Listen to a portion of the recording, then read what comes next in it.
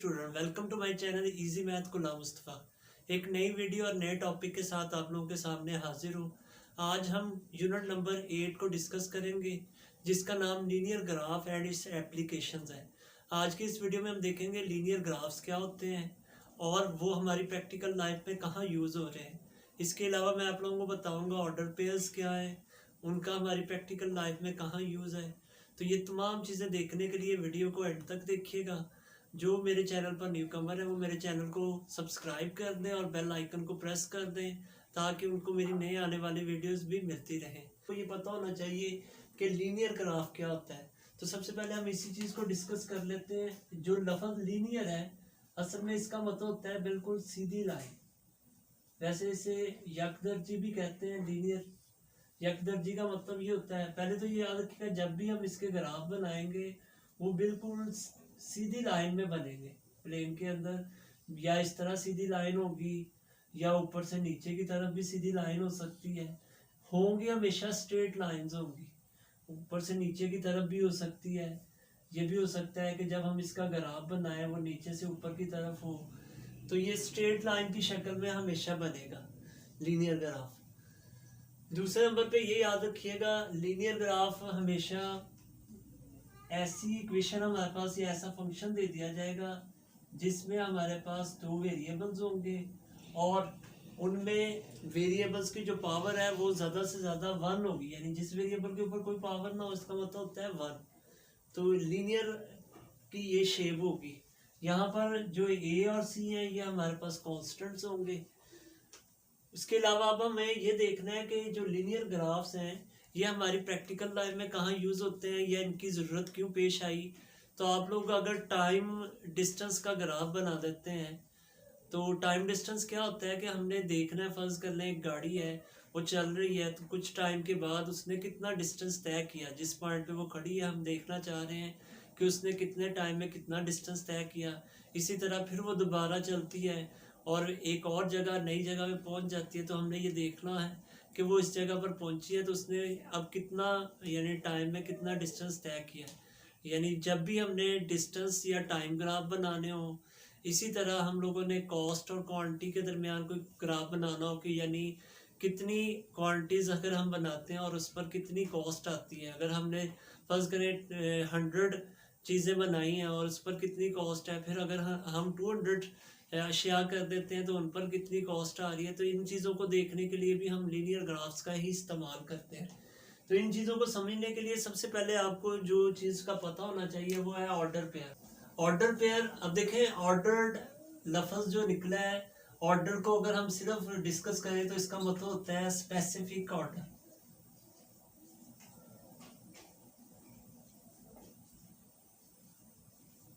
और पेयर आपको पता है हमेशा दो चीज़ों को कहते हैं। तो हमारे पास जब भी दो रियल नंबर होंगे, टू रियल नंबर, यहाँ पर हम ले लेंगे फॉर एग्जांपल एक्स और वाई, तो ये दो कम से कम दो रियल नंबर होंगे इसके अंदर।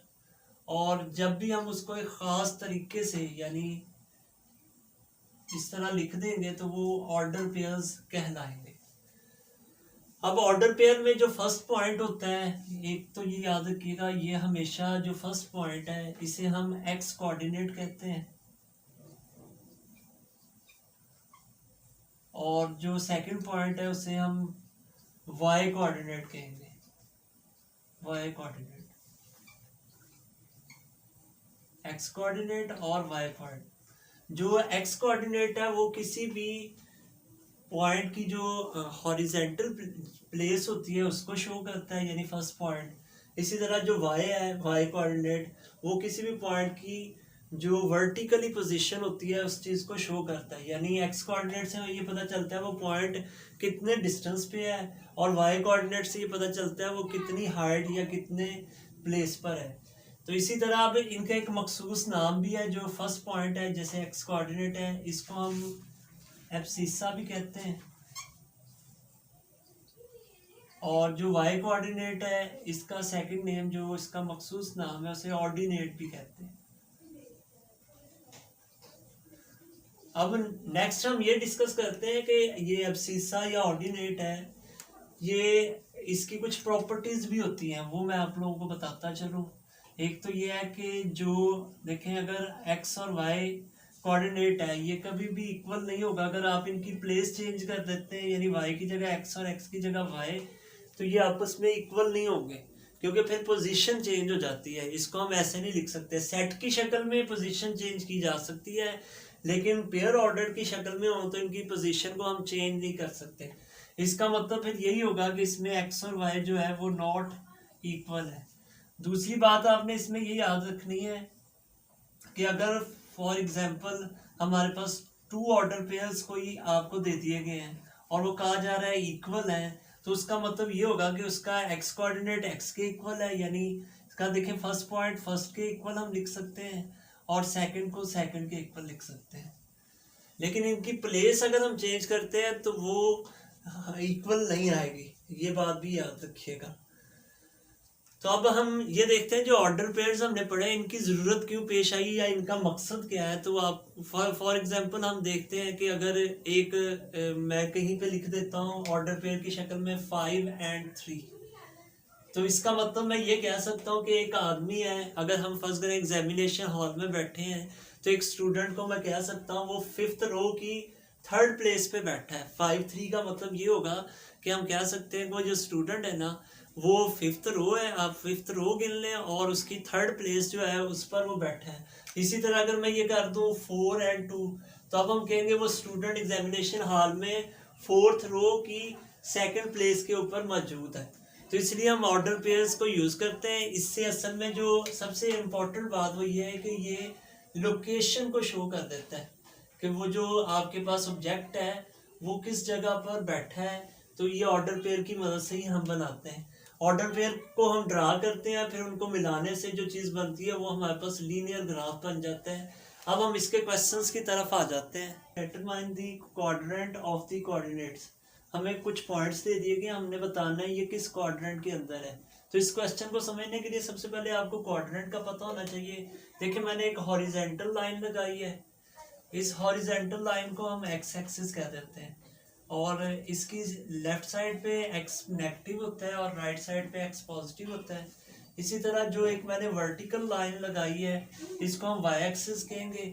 वाई एक्सिस की ऊपर वाली जानब वाई की पॉजिटिव वैल्यूज और नीचे वाली जानब नेगेटिव वैल्यूज होंगी, और जहाँ पर ये दोनों लाइंस मिल रही होती हैं इसको हम ओरिजिन कह देते हैं।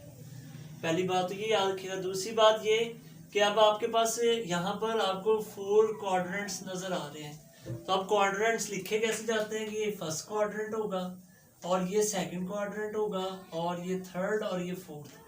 अच्छा, यहाँ पर कुछ स्टूडेंट कंफ्यूज हो जाते हैं कि ये लिखने कैसे हैं। तो ये याद रखिएगा ये एंटी क्लॉकवाइज होते हैं।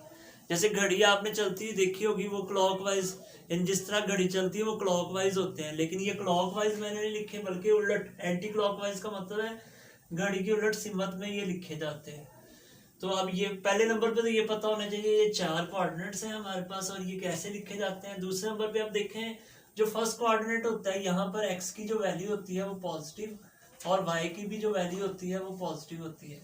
सेकंड क्वाड्रेंट में आपको पता होना चाहिए x इज लेस देन 0 का मतलब है नेगेटिव। अगर ग्रेटर देन 0 लिखूंगा इसका मतलब पॉजिटिव, क्योंकि 0 से बड़ी वैल्यूज सारी पॉजिटिव होती हैं और 0 से छोटी वैल्यूज जो है वो नेगेटिव होती हैं।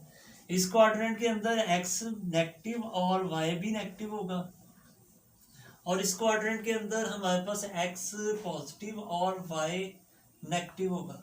अच्छा, अब स्टूडेंट ये भी कंफ्यूज होंगे कि इनको याद कैसे रखा जाए।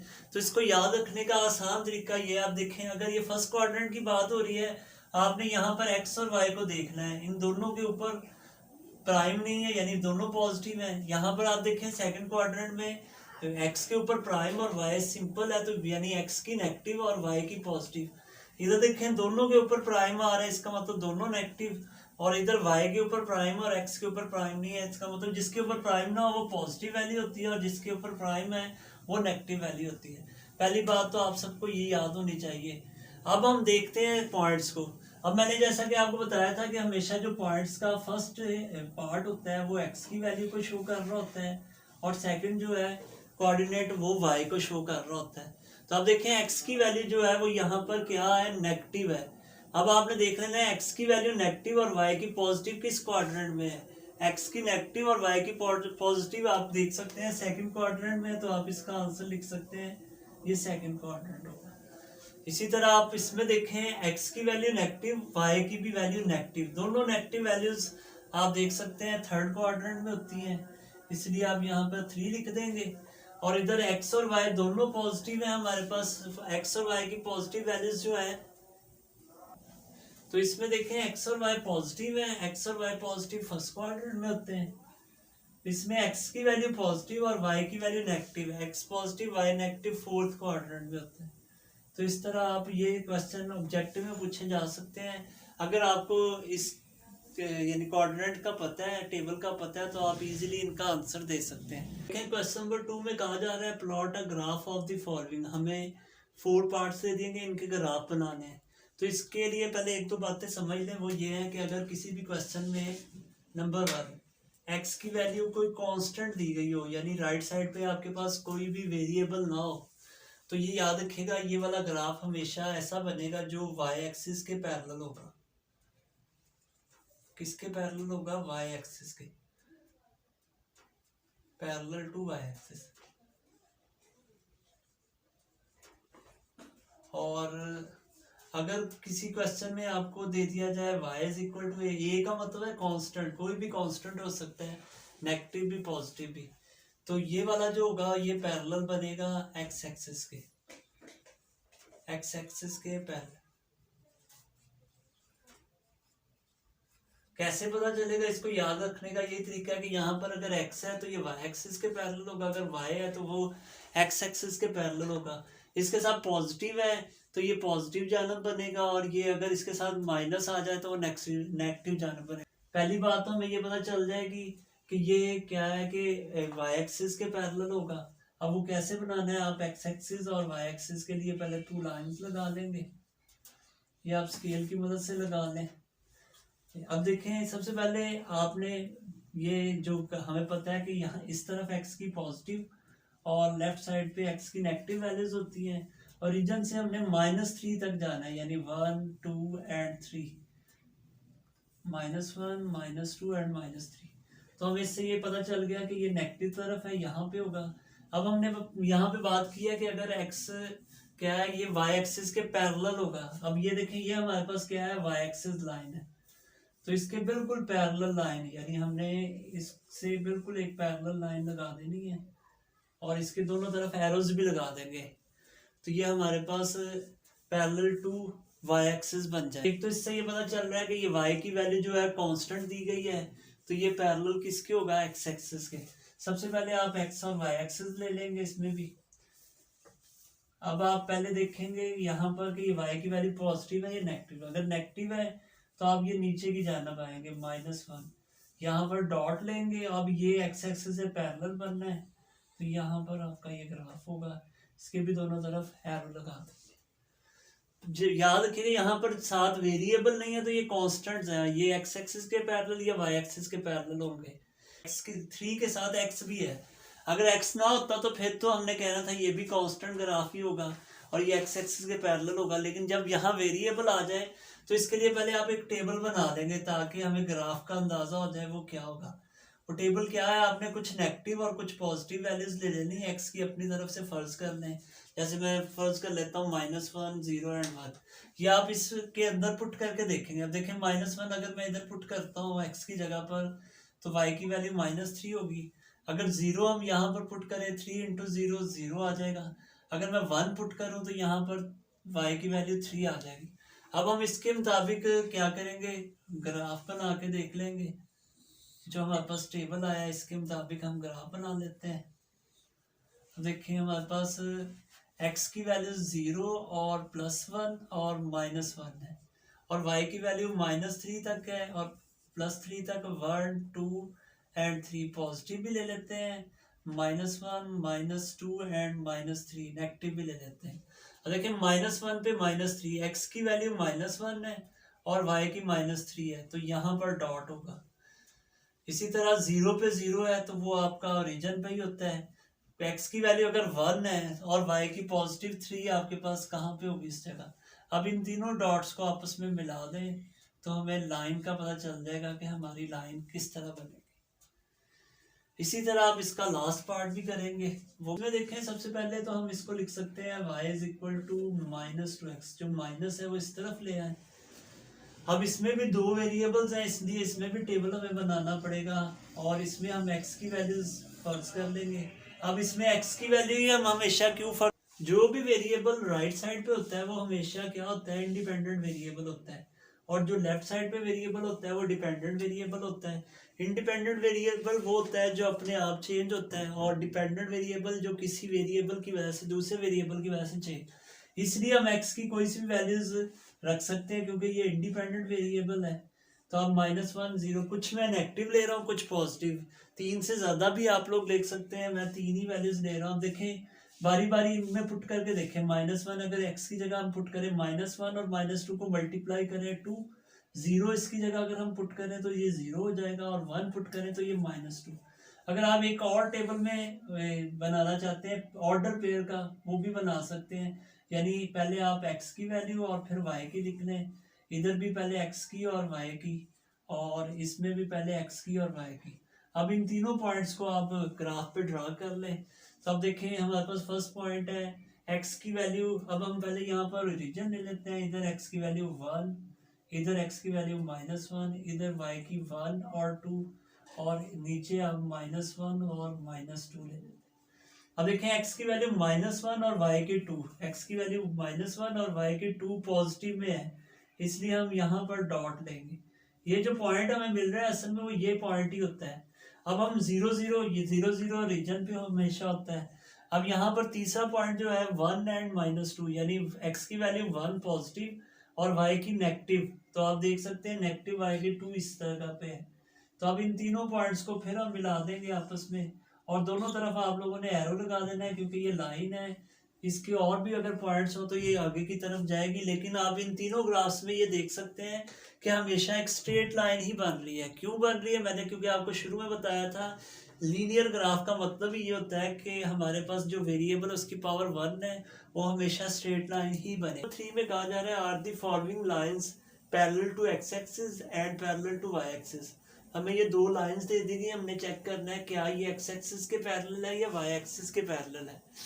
तो मैंने आप लोगों को शुरू में एक डेफिनेशन बताई थी कि अगर x का आंसर किसी कांस्टेंट के इक्वल आ जाए तो ये y के पैरेलल होती है, y एक्सिस के पैरेलल होगी, तब आप कह सकते हैं कि पैरेलल होगी y एक्सिस के। अगर इसी तरह y का आंसर किसी कांस्टेंट के इक्वल आ जाए तो फिर हम कहेंगे कि वो x एक्सिस के पैरेलल है। लेकिन इसमें राइट साइड पे कोई दूसरा वेरिएबल नहीं आना चाहिए, अदरवाइज वो पैरेलल नहीं होगी।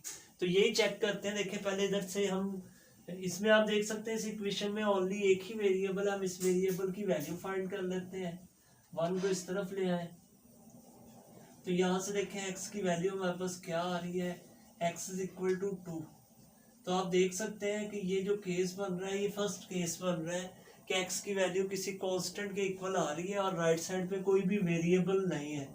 तो इसलिए हम इसको कह सकते हैं कि अबव लाइन, जो हमें क्वेश्चन में अबव लाइन दी गई है, is parallel to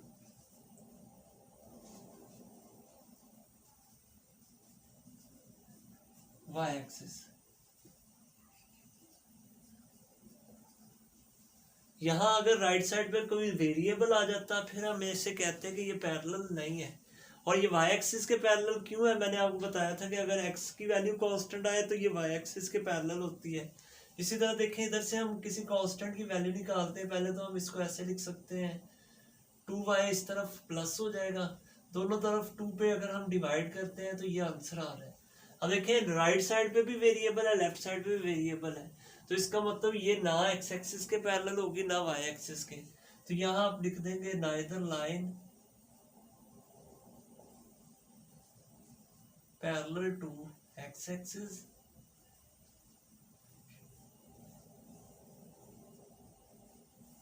nor y axis,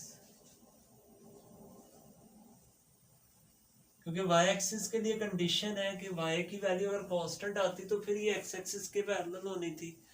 तो यहाँ पर राइट साइड पे भी वेरिएबल आ रहा है, लेफ्ट साइड पे भी वेरिएबल, इसलिए हम कह सकते हैं कि ये पैरेलल नहीं है। क्वेश्चन नंबर 4 में कहा जा रहा है find the value of m and c of the following lines by expressing them in the form of y is equal to mx plus c। इस क्वेश्चन में हमें दो लाइंस दे दी गई हैं। सबसे पहले तो ये कह रहा है इन दोनों लाइंस को इस फॉर्म में लेके आए। ये आपको एक फॉर्म बता दी गई है, इसे y इंटरसेप्ट फॉर्म कहते हैं, यानी ये भी इक्वेशन की एक लाइन की फॉर्म है जिसे हम स्लोप इंटरसेप्ट फॉर्म का नाम दे देते हैं। इसमें हमने एक तो m की वैल्यू फाइंड करनी है और एक c की।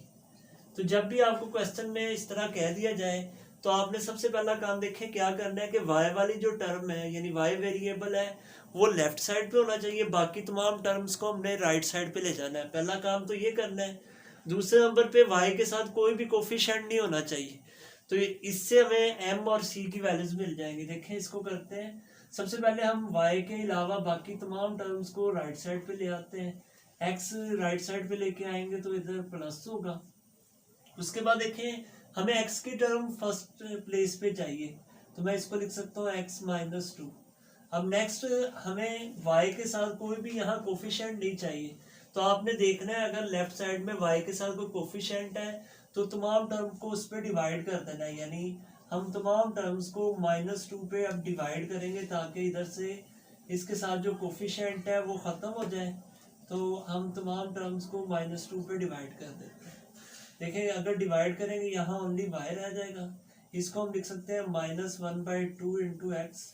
ये माइनस माइनस के साथ कैंसिल होगा और 2 के साथ तो यहाँ 1 रह जाएगा। तो अब आप देख सकते हैं ये इस फॉर्म में आ चुका है, यानी लेफ्ट साइड पे y है, राइट साइड पे पहले x वाली टर्म है और फिर उसके बाद प्लस और यहाँ पर c की फॉर्म में। तो अब आपने देखना है जो भी x का कोफिशिएंट होगा वो हमारे पास क्या होगा, m, यानी स्लोप होगा। m की वैल्यू इस तरह आ जाएगी। प्लस के बाद जो भी कांस्टेंट जिसके साथ वेरिएबल नहीं है वो हमारे पास c की वैल्यू होगी। तो इस तरह हम इजीली फाइंड कर सकते हैं। सिंपल आप इसको भी इसी तरह करें। देखें हमने इस फॉर्म में लाने के लिए क्या करना है, लेफ्ट साइड पे y वाले टर्म रख लें और बाकी जितने भी कांस्टेंट्स हैं उनको वैल्यूज हैं उनको दूसरी तरफ ले आते हैं। अब देखें x वाली टर्म राइट साइड पे आके नेगेटिव, कांस्टेंट ये राइट साइड पे आके पॉजिटिव। अब आप देख सकते हैं यहाँ y के साथ कोई कोफिशिएंट नहीं है, इसमें ऑलरेडी y के साथ कोई कोफिशिएंट नहीं, इसलिए हमें डिवाइड नहीं करना पड़ेगा। तो इसमें डायरेक्ट ये फॉर्म बन चुकी है। अब आप इसके साथ इसका कंपैरिजन करें तो x के साथ जो कोफिशिएंट है वो हमारी m की वैल्यू होगी और प्लस के बाद जो कांस्टेंट है वो हमारे पास c की वैल्यू होगी। तो इस तरह हम इजीली m और c की वैल्यूज फाइंड कर सकते हैं। Following points lies on the line, हमें एक लाइन दे दी गई है और पूछा जा रहा है ये जो पॉइंट्स दिए गए हैं क्या ये इस लाइन में लाई करते हैं या नहीं। तो जब भी आपको कोई पॉइंट दे दिया जाए और चेक करना हो कि लाइन में लाई करता है या नहीं, तो आप क्या करेंगे, बारी बारी आपने पॉइंट्स की वैल्यूज लाइन के अंदर पुट करके देखनी है। अगर लेफ्ट और राइट साइड इक्वल हो जाती है तो फिर हम कह देते हैं कि ये पॉइंट इस लाइन को लाई करेगा, अदरवाइज नहीं। तो वो देखें सबसे पहले हमने ये फर्स्ट पॉइंट जो यहाँ पर गिवन होगा ये एक्स की जगह और सेकंड कोऑर्डिनेट को वाई की जगह पुट करके देखना है। इस लाइन में देखें एक्स की जगह पर 0 आ जाएगा और y की जगह पे भी 0 इज इक्वल टू ये। इस पूरी लाइन में हमने x और y की जगह 0 0 पुट कर दिया है। अब इसको सिंप्लीफाई करते हैं, देखते हैं क्या आंसर आता है। तो आप देख सकते हैं इसका आंसर बन रहा है 1 इज इक्वल टू 0 आ रहा है, जबकि ये इक्वल नहीं है। दोनों लेफ्ट साइड और राइट साइड इक्वल नहीं आ रही। अगर लेफ्ट साइड पे जैसे 1 है, राइट साइड पे भी अगर 1 होता तो फिर हमने कहना था कि दोनों साइड्स इक्वल है। तो अब ये दोनों साइड इक्वल नहीं आई तो हम लिख सकते हैं कि जो हमारा पॉइंट है 0 0 does not lie the point lie does not, तो ये 0 0 does not lies on the line हो गया। इसी तरह अब आपने ये पॉइंट चेक करना है कि क्या ये इस लाइन में लाई करता है। तो आप x की जगह 5 और y की जगह पर 3 पुट करके देखें इस लाइन के अंदर और देखते हैं इसमें भी लेफ्ट और राइट साइड इक्वल आती है या नहीं। तो इसको सिंप्लीफाई करें 10 - 3 + 1, तो ये बन रहा है 11 - 3 बन रहा है 11 - 3 8 इज इक्वल टू 0, जबकि 8 इज इक्वल टू 0 नहीं होता। तो हम कह सकते हैं 5 + 3 हमारा जो पॉइंट है वो does not lies in a line on a line.